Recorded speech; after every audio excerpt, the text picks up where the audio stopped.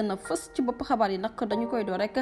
xibaar yi nga xamante ne rek suñu nattangooy site bi di Dakar Actu daal dinañ koy yëkkati rek comme actualité que ne kii ni président Bassirou Diomaye Diakhar Faye dinañ ko xaar ni ki tey ci altine ji nag yemu fukki fan ak juróom ci dëkk bu sell ba di Touba Mbacké mu nekk nag rencontre bi nga xamante ne rek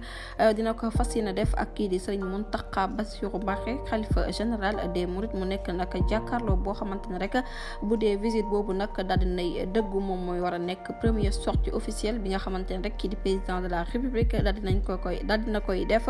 depuis bi ñu ko tabbee ci bopp nguur gi. ñu fàttali leen nag ci président bu yees bi moom ci jëm boppam rek daal dinañ koy fal ci bopp nguur gi niki ñaari fan ci weeru avril ci atum 2024 moom nag dafa tànn rek wutali nag dëkk bu sell bi di Touba mu nekk nag visite boo xamante ne rek jàpp nañ nag caractère personnel maanaam daal yëfi mbiru boppam moo ko fa yóbbu waaye lépp rek ci discrétion nag la ko daal di def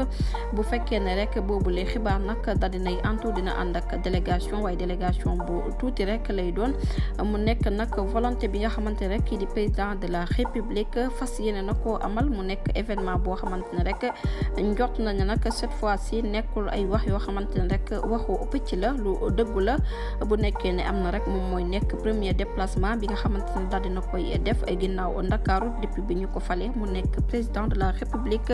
ba néega ni jërë ngeen jëf ci teewlu bi bu leen fàttee abonné bës cloche de notification yi ngir mën a am yeneen i xibaar